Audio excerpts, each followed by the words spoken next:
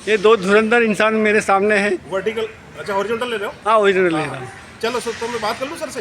एक सवाल पूछ लो, सिर्फ एक सवाल पूछ लो। सर आपका नाम बताइए। मेरा नाम है भगवान बनसोड़े। भगवान बनसोड़ी जी, आप कितने साल से काम कर रहे हैं पार्टी में? मैं पार्टी के अंदर 45 ईयर से काम कर रहा हूँ। Republican party of India. Republic, उसके पहले भारतीय दलित पैंथर थी। अच्छा, उसके बाद में रिपब्लिकन पार्टी ऑफ इंडिया में उसका कन्वर्टेशन हो गया। ये सर कितनी पार्टियां हैं? रिपब्लिकन नाम पे भी काफ़ी पार्टियां हैं ना अभी?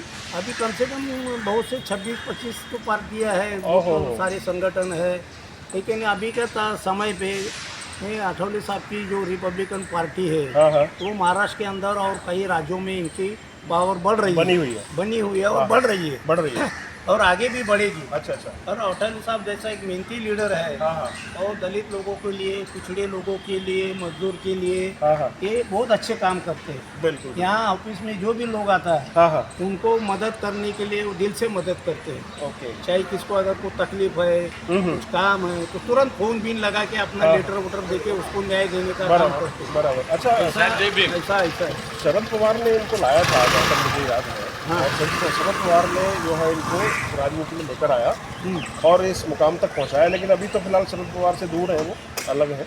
और लेकिन फिलहाल जो है महाराष्ट्र की राजनीति में आरपीआई का बहुत बड़ा प्रभाव पहले से रहा है। अभी ये प्रभाव बढ़ता जा रहा है क्या? क्योंकि पब्लिक नहीं, काफी आ रही है। अभी प्रभाव बढ़ता जा रहा है, ऐसी बात नहीं कि प्रभाव नहीं बढ़ता है। हाँ हाँ, अटौले साहब बहुत मेहनत करते हैं, लेकिन आजकल के माहौल में इतनी पार्टियां बन चुकी है कि एक आदमी खड़ा रहेगा तो वो 10 आदमी खड़ा रहते हैं, हाँ हाँ हाँ, तो रिपब्लिकन पार्टी को धोखा पहुंचाता है। बराबर। आपको आपका ये पार्टी में कोई पद आपको दिया है या कोई प्रभाव क्षेत्र आपका क्या है? कौन सा इलाका है? मैं बॉम्बे का प्रेसिडेंट हूँ।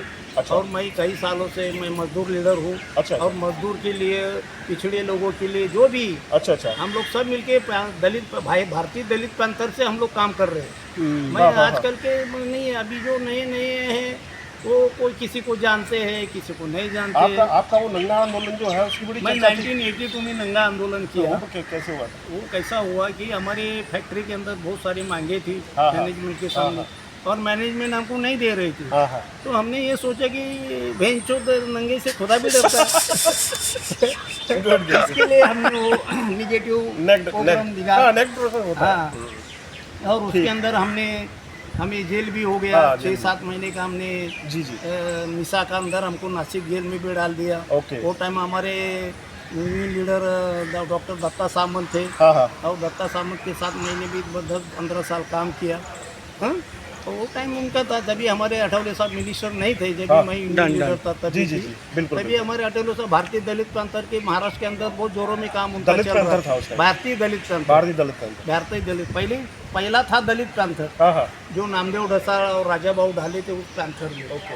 और उसके बाद में 1977 में दलित पैंथर बर्खास्त हो गई। हाँ हाँ और बर्खास्त होने के बाद हाँ हाँ, ये अटौले साहब ने वो उसको मंजूर नहीं था करके वो पैंथर चलाने के लिए हाँ हाँ, फिर उन्होंने वही नाम भारतीय दलित पैंथर किया। अच्छा अच्छा। और वो भारतीय दलित पैंथर से चलाने के बाद उसका नामांकन फिर आरपीआई में हुआ। हाँ, हाँ। और अभी तक आरपीआई का नाम से अटौले साहब काम कर रहे हैं। चलिए, बहुत बहुत धन्यवाद सर, आपने हमसे बात की और मिलते हैं जल्दी। जल्दी। Thank you so much.